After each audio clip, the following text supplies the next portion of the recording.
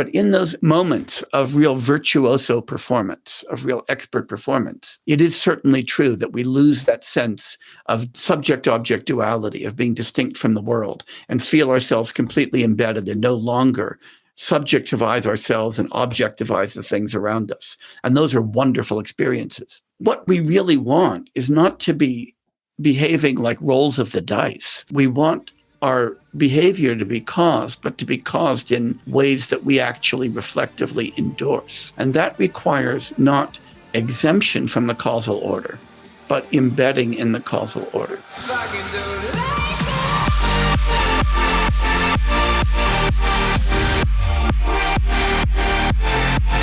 Today, I had the pleasure of having a conversation with Jay Garfield. Jay is a professor in the humanities, philosophy, logic, and Buddhist studies at Smith College. He specialized in Tibetan Buddhism, the philosophy of mind, cognitive science, epistemology, metaphysics, philosophy of language, ethics, and hermeneutics. He is a visiting professor for Buddhist philosophy at Harvard Divinity School and author of his latest book, Losing Ourselves, Learning to Live Without a Self, published in May 2022, about which our conversation focuses mainly. In our conversation, we cover the topics of avoiding suffering, the illusions of free will, the self, and that we are aware of everything our minds are composed of, and how these three illusions are the root of most, if not all, of the suffering in the world, and how these make us morally disconnected from the world, inhabilitating moral discussion. We also cover two experiments that prove the inexistence of either free will or the self, the nature of consciousness, introspection, and the meaning of the cosmos. This is one of the most intellectually stimulating conversations I've had. The amount of knowledge that Jay has is truly remarkable, without this making his humility go out of the window. He does not hesitate at all in admitting ignorance when something gets out of his expertise, a sign of intellectual rigor, in my opinion. Please consider rating this podcast on Apple Podcast or Spotify, and feel free to leave a comment on YouTube. That's the best way to support this podcast. Okay, Jay, why is suffering something bad? Gee, that's a kind of difficult question in a funny way, because the answer is kind of obvious. When we talk about suffering, we're talking about something that we don't want. I think that it's simply, by definition, bad. It's hard to say much more than that. Different things might count as suffering to different people, and we have to distinguish between, say, pain and suffering. Pain isn't always bad. Anybody who's played a sport knows that sometimes pain is actually weirdly enjoyable. It's sometimes necessary. But we call something suffering when it's something that is impairing our performance, something that is unpleasant, and I think that's, by definition, something we would like to reduce. I think that pain is subjective in the terms of depends on what the environment is and what the context is. You will perceive the same experience as positive in one case and negative in the other, making it 100% subject to your perception of it. But suffering is a state in which you are ruminating about an occurrence that you are repenting yourself for it not having to have gone that way. Yeah, I think there's a lot of relationship between suffering and rumination of a thought that's not productive, don't you think?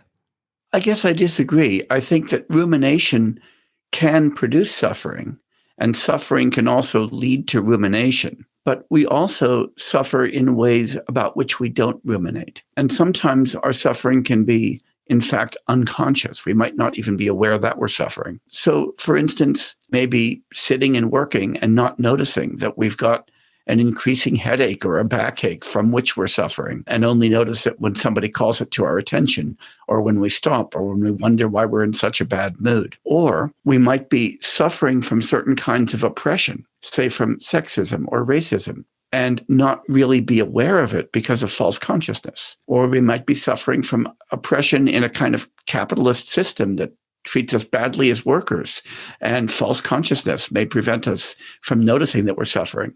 Sometimes we even think that the things that are in fact causing us suffering are causing us happiness. So, for instance, consumer capitalism likes to instill in us a desire to acquire more and more commodities, more and more products. And each time we acquire one, we think that we've actually got some happiness going on. But in fact, we've depleted our resources, got something that we don't need, something that's going to be a pain in the butt to take care of. And so we've in fact increased our suffering when we think that we've increased our happiness. So I think that suffering has got a more objective character, as it were. Now, it clearly has a subjective face as well, in that, as you pointed out, the same experience, the same, say, pain or the same sense of even happiness might be perceived as a kind of pleasant thing in one circumstance, an unpleasant thing in another. This is what Buddhists often call the second arrow, right? The first arrow might be pain. The second arrow is treating that pain as something to which I'm averse. Suffering requires aversion. We're not always averse to pain, and we're not always conscious of the fact that the things that we've got are things to which we're going to become averse in the end. Yeah, the two-arrow analogy is really good. What would you say Buddhism is true and superior to other religions? I know that you wouldn't consider yourself to be religious, but Buddhism has something that makes it superior to other religions, don't you think? No, I don't think that we can distinguish between different religions in terms of superiority or inferiority. I think there are many different religious traditions in the world that offer a great deal to the people who practice within those traditions. And I would be the last person to disparage or to elevate any particular religious tradition with respect to any other. This much I will say, the Buddhist tradition, like many other traditions, offers us a lot of deep philosophical insights from which we can learn. But I don't think that that makes it any better or any worse than any other religious tradition. I was coming to this argument from the point of view that the deep insights that have come historically from Buddhists have not come from either Christians, Muslims, or other kinds. There's a predominant force of introspection that has come specifically from the Buddhist philosophy. That's from my knowledge. I think you may be overstating the difference. Now, I will agree with you in the first respect. That is, that there are insights we get from the Buddhist tradition that we don't get from any other traditions. That's for sure. But I would say the same thing about other philosophical traditions or other religious traditions. Each one brings us its own insights. And the fact that we learn something important from one isn't a reason to disparage others. It's a reason to put them into dialogue with one another. When you point to the kind of inward or contemplative turn that we find in the Buddhist tradition, you're right that that's very much there. That is, that Buddhism valorizes certain meditative practices and valorizes the need to come to understand our own experience. But that's not unique to the Buddhist tradition. That's there in many of the Orthodox Indian traditions, which also have strong meditative components and also stress self-knowledge. So, for instance, the Nyaya Vaisheshika tradition, or the Mimamsa tradition, or the Vedanta tradition, or the Yoga tradition, those share this outlook with Buddhism. And there are also contemplative strains within Christianity and within Islam and within Judaism as well. So I don't think that that distinguishes Buddhism from other traditions. I think that it is true that in the contemporary popular world, we tend to associate Buddhism with meditation and tend not to associate others with meditation. But I think that's largely a response to the way that Buddhism has been kind of marketed and viewed in the Western world more than anything else. People forget that if you actually take a look at people who identify as Buddhists, many of whom are in Asia, for instance, very, very, very few of those are meditators. And in fact, even when we look at monastics, very few of them are meditators. Meditation is often taken to be a specialist practice within Buddhism, not a practice that people generally are meant to undertake. Oh, okay. So religions tend to be much more polyphacetic than it would be required to be able to put them into a box and just say, this one is better than this other one. Yeah, I think that's the kind of attitude that leads to conflict and that leads to discrimination, and that also leads us to become unable to learn what we could otherwise learn from those religious traditions. So, for instance, let me just give an example. The present Dalai Lama has taught not only to Buddhist audiences, but taught in Christian monasteries. And when he's been there, he's taught the Christian Bible. And he's somebody who has said explicitly that he has a lot to learn from Christianity and from Islam and from Judaism, from the Hindu traditions. And he incorporates ideas from those in his own thought and his own teaching. So if a religious leader of one of the major world religions can be that open to ideas from other religions, it suggests to us that we all ought to adopt that kind of openness in order to learn as much as we can. Closing our minds to ideas that anybody brings to us is a foolish thing to do. Ideas are too precious to simply spurn because they come from elsewhere. More compassion, less conflict. Indeed. How do you grapple with the fact that natural selection built us to be good replicators and not happy entities?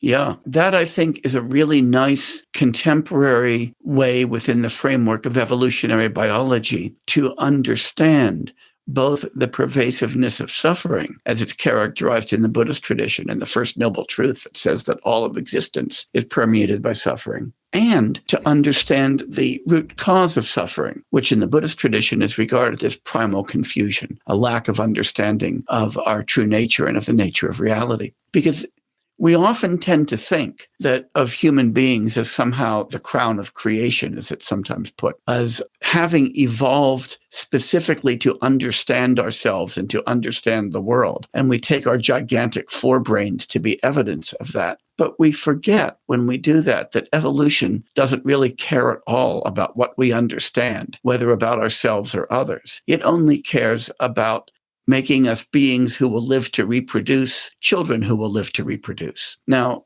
knowledge is, to be sure, useful for that, but it's neither necessary nor sufficient. And we know that we've evolved for a lot of illusions, to be subject to a lot of illusions, and also to be subject to a lot of pathologies. We know that, and any kind of reasonable science tells us that. So, for instance, we've evolved, in fact, for a lot of sources of suffering. And here's one nice example of that.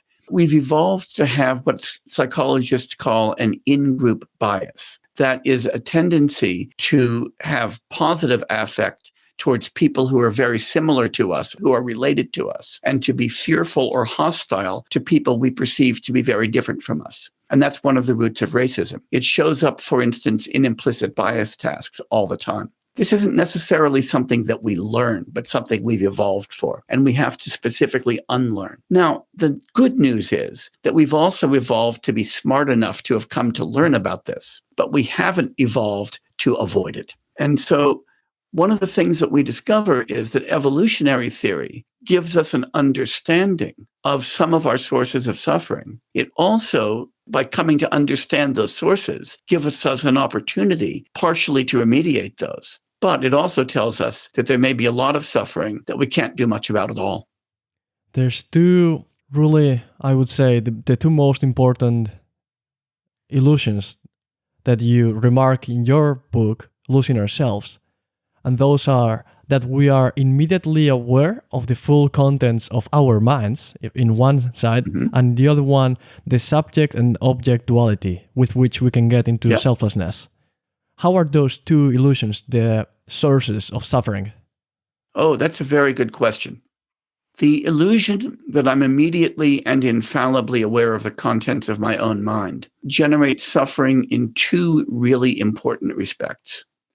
The first is that it's almost always wrong. We don't have infallible immediate access to our minds. We have only a kind of introspective access to our minds, and we are subject to all kinds of introspective distortions and illusions. And that results in psychopathology because we fail to know the roots of our own ideas, attitudes, and conduct. And so when we're engaged, for instance, in conduct that causes us or others to suffer, we become unaware of that or even take that to be positive. And that we find is the root of a lot of interpersonal difficulties. But it also means that when we fail to notice character traits that we might otherwise wish to deal with. So we might not notice that we're racist, sexist, impatient, and so forth, and so fail to become more patient or less racist or less sexist. The other source of suffering there in that illusion is that it comes with the illusion that we know ourselves better than we know others. And so for that reason, we also block ourselves from taking seriously the empathic understanding of others,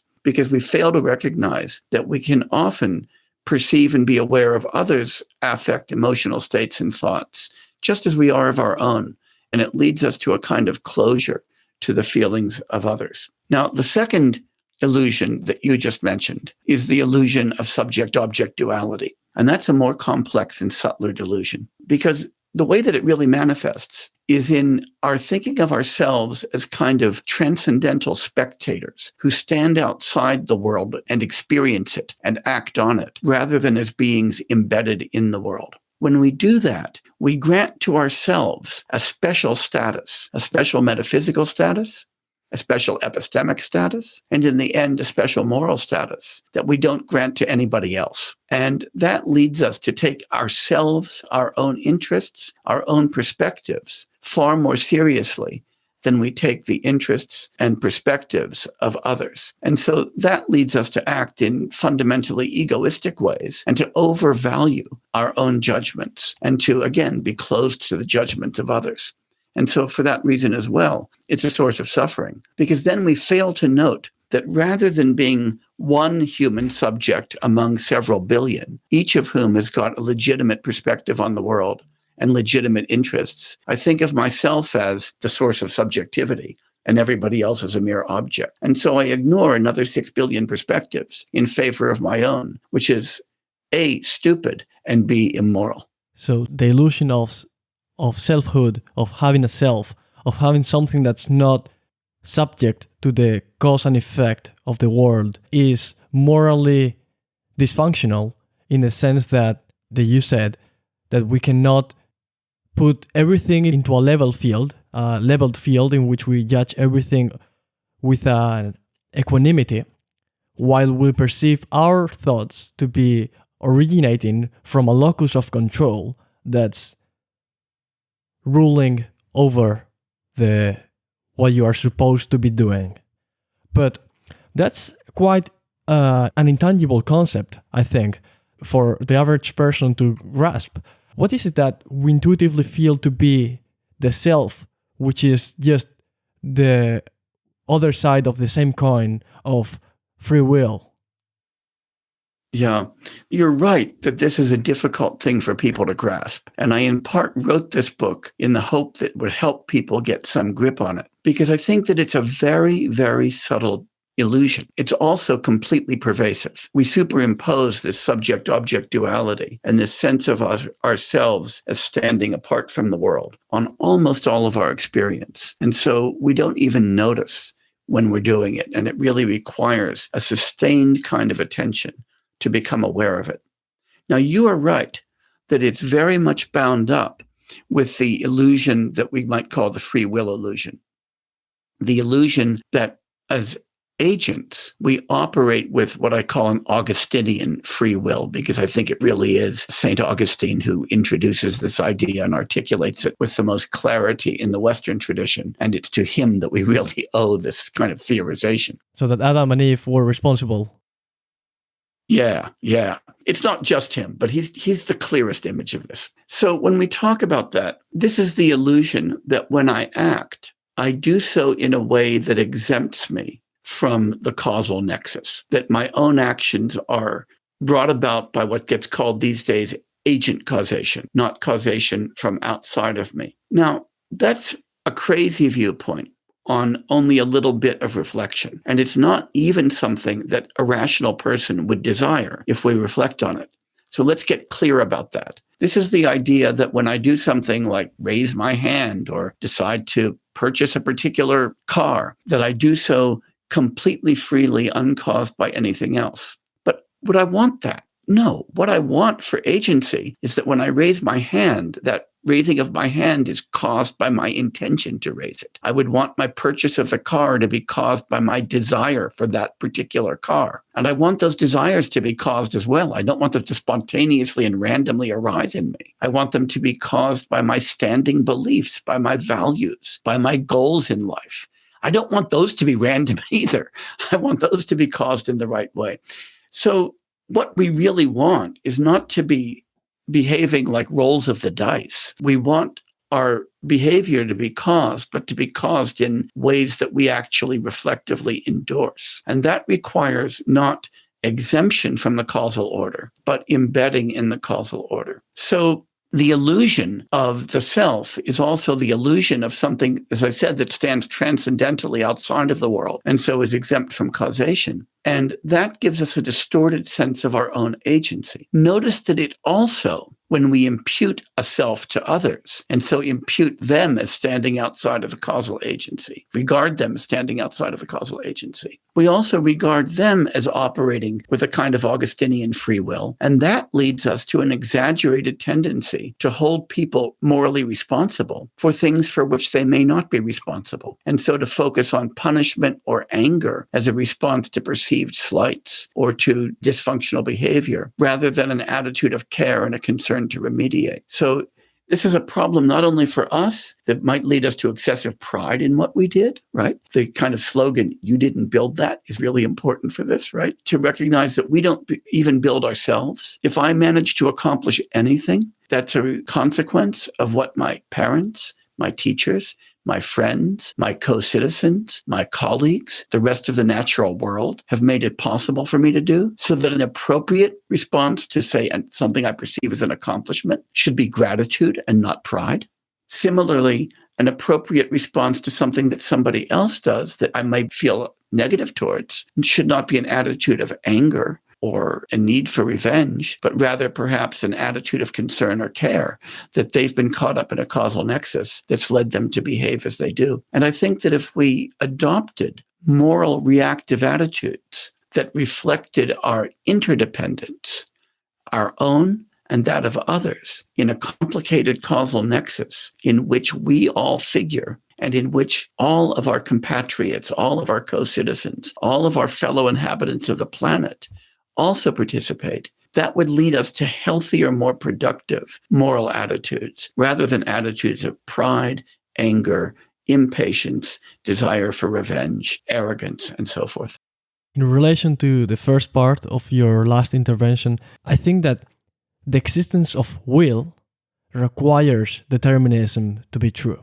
I wouldn't like my raising of the hand in the example that you said to be caused by a random thing. I want it to be caused by my will. It's not free, but it is my will. Yeah, I'm not sure how useful the construct of a will is. It's a funny construct, and we take it for granted now. But it's again worth remembering historically that it gets introduced into our vocabulary by Augustine in response to a theodicy problem. So let me just point out two really interesting facts that a lot of people who speak European languages don't think about all the time, or people who grow up in a broadly Christian culture don't think about all of the time. The first one is just a matter of science. So anybody who's taken a course in psychology or has read a psychology textbook will know that the word will, or its cognates in other languages, never occurs there. So if we start looking at our brain or looking at our minds, we don't find, in addition to areas devoted to perception and areas devoted to motor control and areas devoted to affect and so forth, an area devoted to will. Nor do we find, when we start looking at our psychological capacities, a generalized capacity for action, which is what will means, or voluntas in Latin. So it's not that we somehow did some science and discovered that in addition to all of the other capacities we have a capacity called will. That's just not true.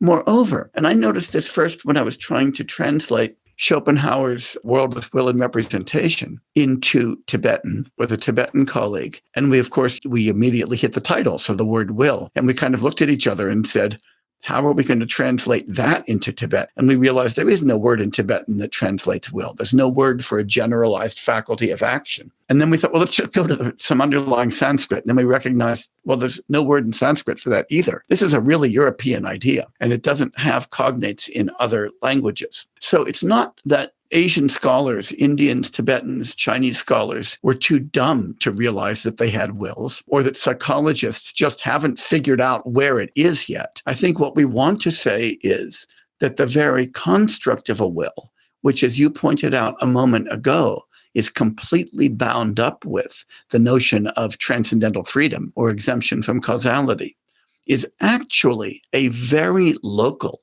philosophical invention within an explicitly Christian context to solve an explicitly Christian problem. And that's the problem of who's to blame from our expulsion from the Garden of Eden, rather than the discovery of some deep fact about human nature. And so I actually think that unless you're really bothered by talking serpents and apples from trees of knowledge and why we don't live in the Garden of Eden anymore, unless you're really bothered by that, you're probably better off without the concept of will at all. That it's just bad psychology and it's bad action theory and it's extremely parochial and accidental. And I think it just reflects in our own cultures, that is broadly European cultures, a mistaken idea in theology that managed to take over philosophy of mind and popular culture, and then the law.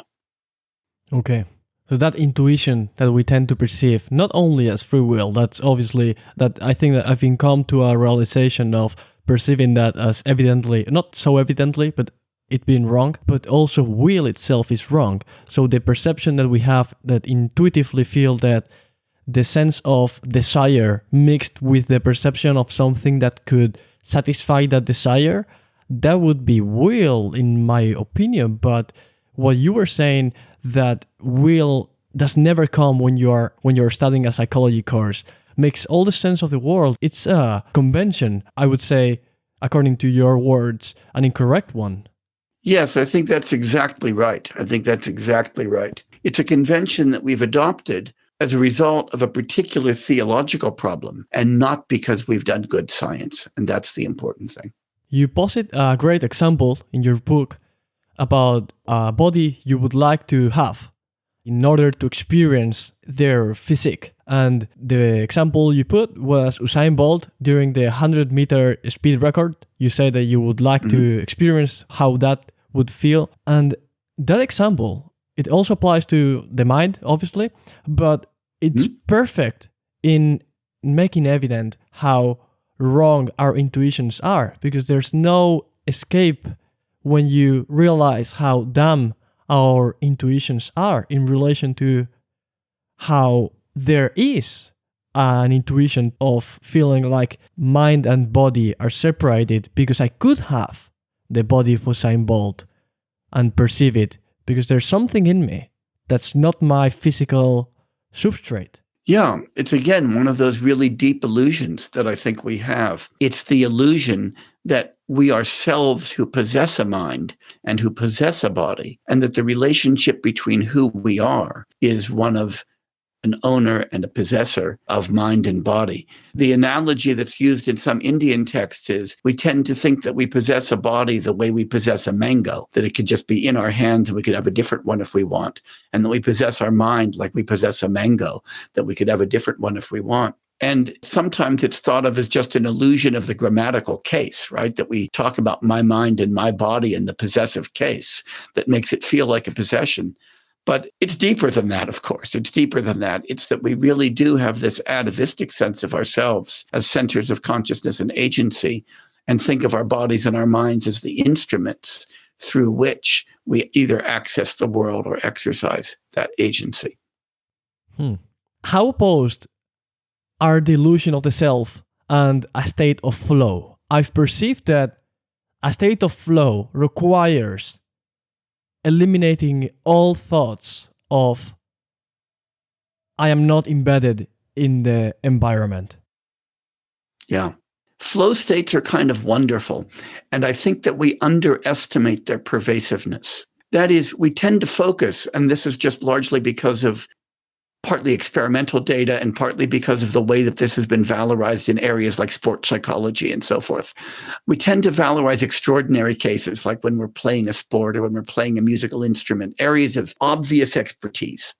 But in those moments of real virtuoso performance, of real expert performance, it is certainly true that we lose that sense of subject-object duality, of being distinct from the world, and feel ourselves completely embedded and no longer subjectivize ourselves and objectivize the things around us. And those are wonderful experiences. But I think that people forget that there's a kind of underlying flow state that we enter almost all of the time. For instance, When we're walking, we're not saying, oh, there's me and my steps and me and the ground below me, unless we're really in trouble. I mean, that is, unless we're recovering from an injury or something like that, and we're no longer expert walkers. When I've been talking to you for the last 35 minutes or so, I haven't been experiencing me, Jay, and you, Alex, and the microphone and the computer. I've just been talking. And so I've been in a kind of flow state with respect to that, regardless of what else I might have been objectifying at the moment. And so this is one way of saying that there's a kind of primordially non-dual consciousness to which we have access and that underlies a lot of our expert performance, even when we're not aware that we're engaged in expert performance all the time, because there's a lot that we're expert at. If we're engaged in a deep conversation with a friend, we're very good at that. And we're not thematizing subject-object duality so much then. We might suddenly stand back and say, something has gone wrong, and then we do the objectification. But I think that Martin Heidegger was right when he says in Being in Time, or Sein und Zeit, that objects come to be present to hand. That is, we come to have a dualistic awareness from them when there's a moment of breakdown, when things aren't working as they should. When they are working as they should, things are simply available to us. They become part of the world in which we live. And so I think that while it's really important to understand those very special moments of super flow when we're just engaged in an activity that completely absorbs us, that we should also come to use those experiences as ways of recognizing that pervasive flow that underlies a lot of our experience. In relationship to your analogy of being able to walk and how it is precisely when you cannot walk that you stop being in a state of flow. David Deutsch, in his book, The Beginning of Infinity, he's got a great analogy about this.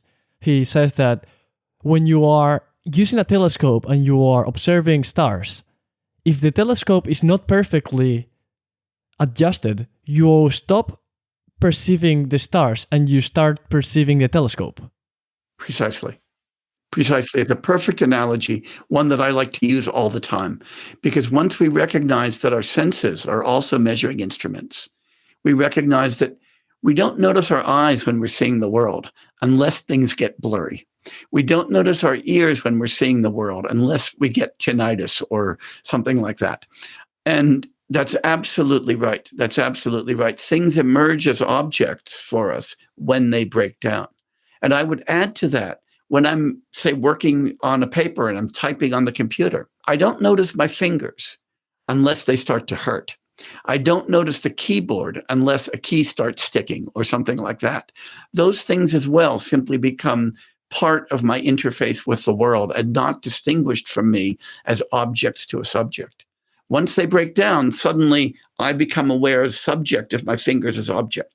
Once my keyboard breaks, suddenly it becomes an object that I notice and not the thing through which I'm speaking. So there must be something broken down in our minds so that we perceive the self to be existing. All the time. Yep, I think that's right. And it's the pervasiveness of that self-illusion that underlies the Buddha's observation in the Dhammacakkappavattana Sutta, discourse Turning the Wheel of Dharma, his very first teaching, that our world is pervaded by suffering. And it's because of that pervasive delusion that reflects a pervasive breakdown. And as you pointed out earlier, that's a breakdown that we've evolved for. Oh yeah, there's a misalignment, or I don't know if misalignment, but wrongdoing of evolution, I would say. Yeah, again, it's not a misalignment of evolution. It's the fact that evolution didn't design us to be smart. It designed us to raise our children. And you don't have to be smart to raise your kids. And in fact, it might help to raise your kids to be a little bit selfish, but that's a source of suffering. So again, we evolved to be a little bit selfish.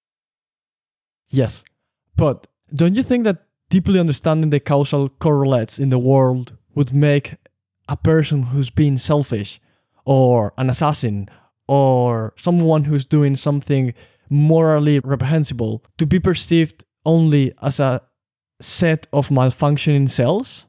Well, I don't think we want to represent people as simply as sets of cells, because I think that represents too narrow a basis for thinking about our identity. It kind of reduces us to a body.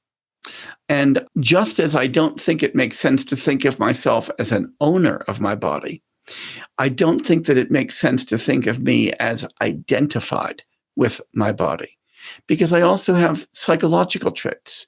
I also have relational properties. And so I think that who we are is better reflected, to use the analogy that I use throughout my book, as characters in a drama. So just as we don't identify Hamlet with Benedict Cumberbatch, even though Benedict Cumberbatch played Hamlet once, but rather think of Hamlet as a role that only makes sense in the context of a play, that only makes sense in a context of the institution of the theater, that only makes sense in a larger cultural context of the arts. We have to think of ourselves as characters who are constituted by much larger contexts. So I think that rather than zeroing in on the cells in our body to understand our success or failure as persons, we need to zoom out and look at the larger context in which we function, and to think of ourselves in the context of those systems. Interdependence requires us to look not only narrowly at the immediate causes of our behavior, but to look broadly at the systemic, cultural, historical causes of our behavior. Sam Harris has a great quote. You're not controlling the storm. You're not lost in it. You are the storm. That's right. That's right. I think it perfectly resembles. But don't you think that understanding that everything is due to causal correlates in the world would be somewhat morally deflationary? No, I think that it's morally revelatory. It's only morally deflationary if you understand ethics in what I'm going to call a broadly Christian way, that is, as requiring some kind of transcendent free will. I think that contemporary ethical theory is dominated by what I'd call a neo-Kantian consensus, the idea that somehow the deontological framework that Kant articulates in the Second Critique and in the foundations of the metaphysics of morals is roughly correct. We see that articulated through the work of people like John Rawls and Jürgen Habermas in the 20th century, through people like Christina Korsgaard, Philip Pettit, many of the people who are leaders in ethical theory now. And so it's the idea that we think about morality as characterized by obligations, duties, rights, permissions, and a kind of immediate intuition of our moral freedom. That's broadly Kantian. And of course, Kant is, as Schopenhauer pointed out, specifically Lutheran. And so what we've got is this Lutheran idea that we've got a direct line to God in our moral conscience, and God imposes certain obligations on us, gives us certain rights and responsibilities, and those constitute morality. Now, if we decide that we want that kind of theistic, deontological understanding of our moral lives, well, then you kind of have to accept a kind of transcendent Augustinian, Kantian sense of freedom, or morality won't make any sense.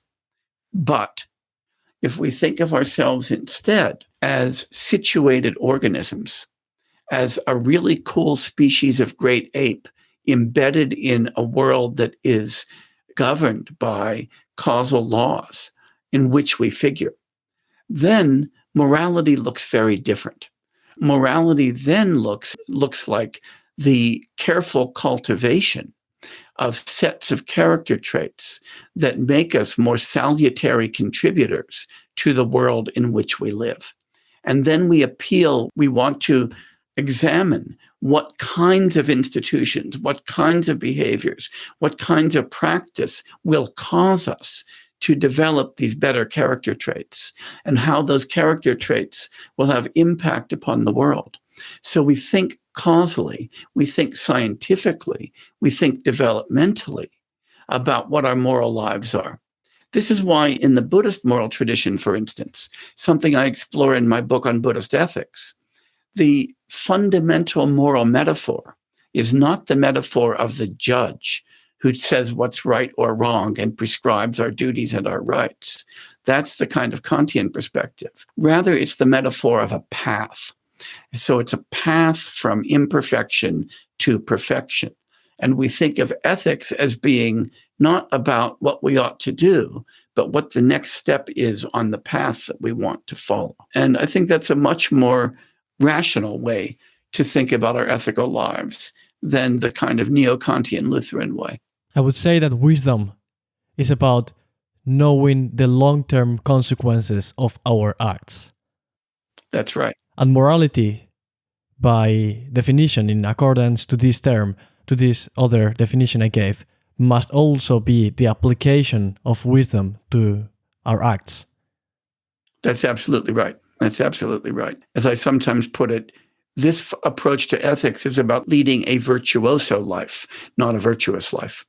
It's about acquiring extraordinary moral skill, which includes perceptual skill, as well as skill in action.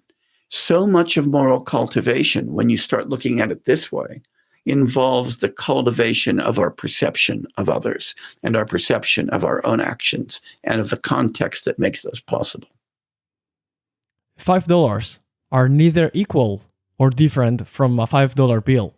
Could you please elaborate about how our capacities to construct conventions are what build the concept of a dollar? And because it's not inherent in reality, isn't it? Sure. Though, of course, many of your listeners might prefer euros. I'm not sure. Yeah. but the point goes over just fine. So let's first explore the analogy in detail, because it's important to get a fix on what I mean by that. Suppose that you come over to America and the currency exchange problems occur and you're stuck with euros that won't do any good here. And we go out for coffee. And so I lend you $5 for a rather expensive cup of coffee. And I do that by handing you a $5 note. And you buy the coffee and say, don't worry, Jay, I'll get my bank card sorted out and pay you back tomorrow. And you call your bank and get your ATM card working. And tomorrow you go to the bank and you hand me 5 $1 notes to pay me back for the $5 that I gave you yesterday. There's a very important sense in which you gave me back the $5 that I gave you yesterday. But you didn't do that by giving me back the $5 note that I gave you yesterday. You gave that to the barista and she put that in the cash till and you got 5 ones. So we don't want to identify the $5 that I lent you with the $5 note because you gave it back to me by giving me something different. On the other hand, we don't want to say that it's completely different from that $5 note because the way that I lent you that $5 was by handing you that note. This is why in a lot of Indian traditions, we've got this way of saying that the person is neither identical to nor different from the body or the psychophysical complex. Not identical, because that's constantly changing and we want to identify persons over time. But not different, because we're each instantiated in or constituted by a particular psychophysical complex at a particular time. Just as the $5 that I gave you is neither identical to nor different from that $5 note. Not identical to it because you could give it back to me by giving me ones, but not different because that's the way that I gave it to you. Now, what that means is that when we talk about money, we're talking at a kind of ontological or an ontic plane that is different from talking about pieces of paper or pieces of metal or even electronic records in bank records. We're talking about something at a level of money rather than a physical level. That doesn't mean that money isn't physical. It means that we need to individuate amounts of currency without individuating them physically. Similarly, when we talk about persons, that is, when we talk about Jay, or we talk about Alex, or we talk about Joe Biden, or we talk about Vladimir Putin, let's not talk about him. But when we do that, we're not talking about bodies. We're talking about roles that particular bodies play at particular times. So it may well be that each of us is instantiated in a particular physical and in a particular psychological way, but that's not literally who we are.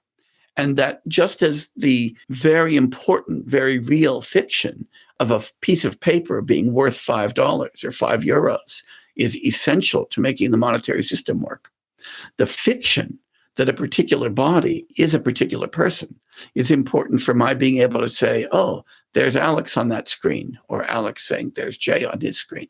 Yeah, I think you're right. I am in the same position towards the next word you utter as to the next one I utter. My thoughts, apparently, if you pay close enough attention to the nature of thoughts, I think that you would conclude that they come from somewhere that you are not aware of. That's right. That's right. This is the opacity of our own minds to ourselves. We believe that we know what's going on in our minds, but anybody who's paid any attention to modern psychology knows that that's just crazy. I've had a personal perception. I would like to get a bit of feedback from you. I've perceived that when I pay especially big attention to the nature of my thoughts, they do not come as a black or white thing. They come in waves. As in, I start to perceive it in a low, it's quiet in the beginning of the thought, and then it starts getting closer and louder, and then I suddenly process it at the highest level of closeness and how close I have it from my perceptual capacity. And then when I stop processing it, it gets lower. But the incoming of the thought I've perceived to be as a wave. That's an interesting metaphor. And I think it reflects the fact that we always think of our access to our own thoughts through some metaphor or other. Many people prefer the metaphor of an introspective sense. So they think of like turning our vision inward or our ears inward and listening to our thoughts or seeing our thoughts or something like that. And there you would again get the same phenomenon. You might first describe the thought rather obscurely, like listening for a faint sound or seeing something in the distance. And then as you attend to it, it becomes clearer and clearer. And so I'm looking at somebody in the distance and I say, oh, now I know who that is. Or I'm listening to a tune and I say, now I realize what that tune is. And then you stop attending to it later. These are all different metaphors. And it's worth remembering then that when we talk about thoughts occurring in our minds in the first place, we've already got a metaphor of interiority. And again, it's, people like Augustine and Descartes who gave us this kind of metaphor of an inner space or an inner world in which our thoughts occur. And then, of course, what we need is an inner sense to look inside that inner sphere and see what's happening there. I don't think there's anything wrong with these metaphors. I mean, we need metaphors. We don't understand the world without them. What's really dangerous is forgetting that we're using metaphors and to think, there really is a literal inner space in which thoughts occur. And then there's always a fact of the matter about which thought it is and whether I'm correct about it or not, rather than seeing our self-understanding as a hermeneutical act, an act of interpretation. So that when I ascribe a thought to myself, I'm actually interpreting my own behavior and my psychological states and saying, we could translate it this way.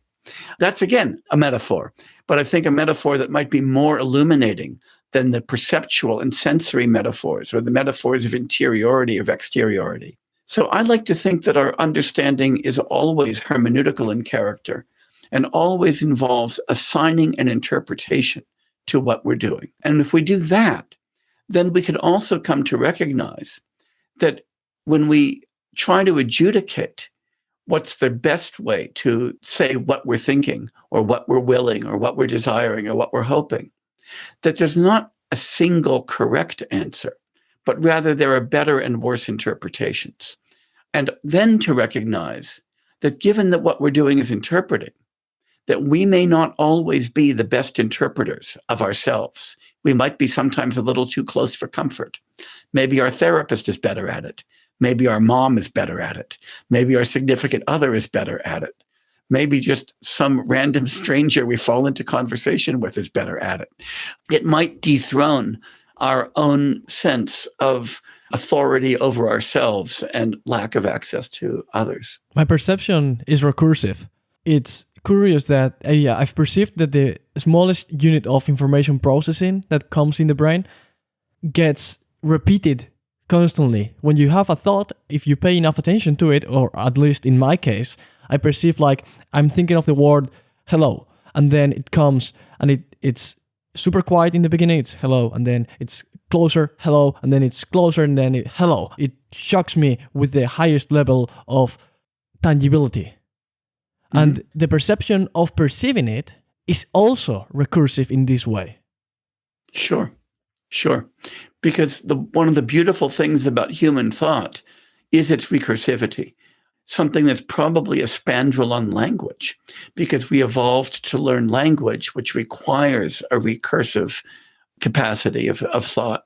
And so that we turn that recursion onto our own thinking.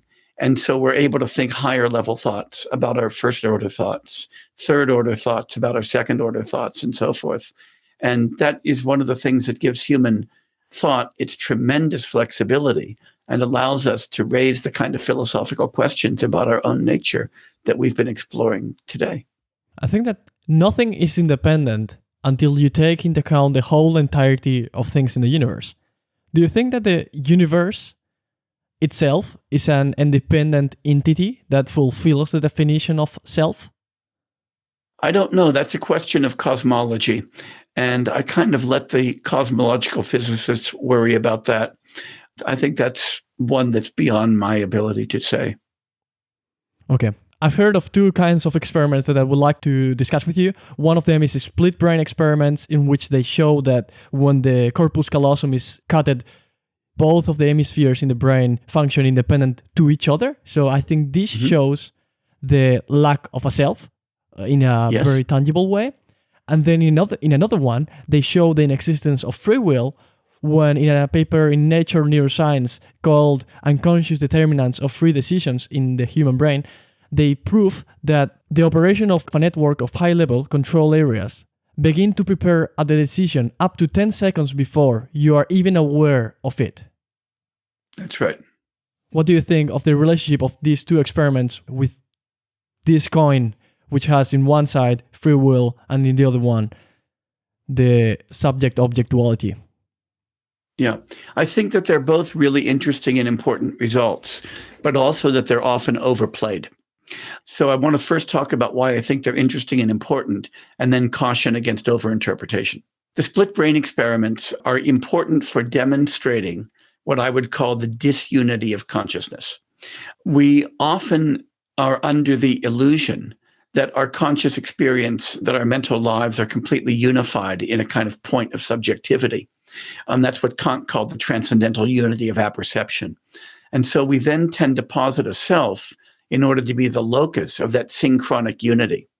And what the split brain experiments show us beautifully is that the experience of unity may itself be a profound illusion, and that what we are is a complicated mess of cognitive processes that we take to be a unity. And that's really important for no self.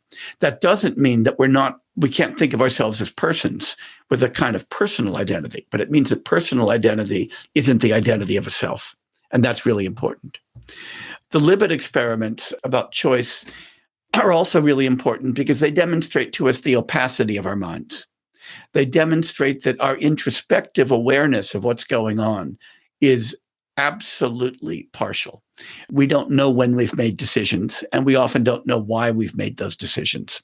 And that is super important and should generate a lot of epistemic humility when we come to think about ourselves. It's been taken to say that those show that we don't actually act freely. Now, first of all, I think we don't need those studies to show that we don't act in Augustinian freedom. I mean, Augustinian freedom was a stupid idea, as I've argued in the first place. What I worry about is that some people have interpreted these to say that we don't even act on our own motives, that we're somehow caused by something occult in our brain that's alien to us. When you make that interpretation, notice what you've done. You've distinguished me from my brain and argued that my brain or my mind is making me do things that I don't do. And you've reinscribed that self as the thing that's somehow not acting and described the agency to something other than me. And I think that's a terrible, terrible interpretation of these experiments. The better thing to say is that I am a complicated person, and many of my driving forces are not introspectable to me. That I certainly still act, but it means that when I act, I don't have complete transparency into my motives and my intentions. And that's a much better way to think about it. Great point. I never thought of it that way. You hold the view that true self-knowledge can only come in the form of accepting that no self-knowledge can be achieved. Were this affirmation true, we would have some self-knowledge that represents reality correctly. Couldn't we pull from that thread of truth and start building knowledge from that? We could, but of course I was being a little bit hyperbolic and arch when I said that. What I was saying is that if we really want to understand ourselves in the reflective sense, then we have to stop thinking that what we're trying to understand is a self in that technical sense, and instead to understand our nature as interdependent persons. And so that gives us a much deeper understanding of who we are by shedding the idea that to do that is to understand some special core or self. I don't know if you know the neuroscientist Antonio Damasio, but he wrote a book called Consciousness and the Brain, in which he posited the thesis that consciousness is nothing more than maps over maps. What do you think of this? Yeah, I think that Damasio tends to oversimplify things almost all the time when he writes for a popular audience. And in particular, I think that Damasio, and you see this especially in his other book, The Feeling of What Happens, has this kind of view that we're always looking inside and experiencing something about ourselves that's kind of immediately present, like a map or something. And I think that he fails to understand the interpretative nature of our self-knowledge and the fact that whatever we mean by consciousness, and I've always argued that consciousness is a really dangerous term because it's a reification of the act of being conscious. That is, I think it makes sense to talk about my being conscious of you, but to think that there's a thing called my consciousness is always a mistake. And I think that Damasio's framework always does that. He takes for granted the idea that there's some thing called consciousness and then tries to explore what it is. And I think that's part of the self-illusion. Okay. I'd love to know your opinion about these two quotes. Life is unsatisfactoriness.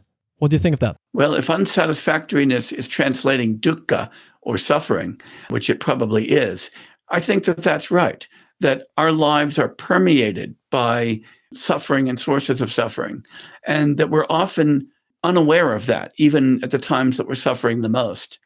And I think that it's important for us to get a grip on that because it allows us to develop an attitude of care towards ourselves and an attitude of care towards others and commitments to moral development that otherwise we wouldn't have. You know, there's a wonderful Buddhist metaphor, the metaphor of the wheel of life with 6 realms of transmigration. And they're all realms of suffering. And one of them is the divine realm, the realm of gods. And the idea is that the gods live for thousands of years and they live in a heaven where everything is pleasant and lots of ambrosia and everything is just gorgeous and there's wonderful music playing all the time. And you wonder, why is that suffering? Well, it's suffering because when you decide the world is that good, you stop trying to make it better and you stop actually caring about other people. And that itself is a source of suffering. If you think the world is really good and your life is really good right now, you're not thinking about what's happening in Ukraine. You're not thinking about what's happening in Syria. You're not thinking about what's happening in Somalia. You're not thinking about what's happening in Myanmar. You're not thinking about climate destruction. You're not thinking about pervasive racism. You're not thinking about growing inequality and the fact that a bunch of bankers are about to meet in Saudi Arabia to figure out how to create more inequality, right? If you think that the world isn't permeated by suffering, you are closing your mind and your eyes to all of that. And that just allows greater suffering to occur. And that's why that expression is so important. Do you think satisfaction is to come from lowering our expectations? No, satisfaction has to come from setting our expectations high and then meeting them. Okay.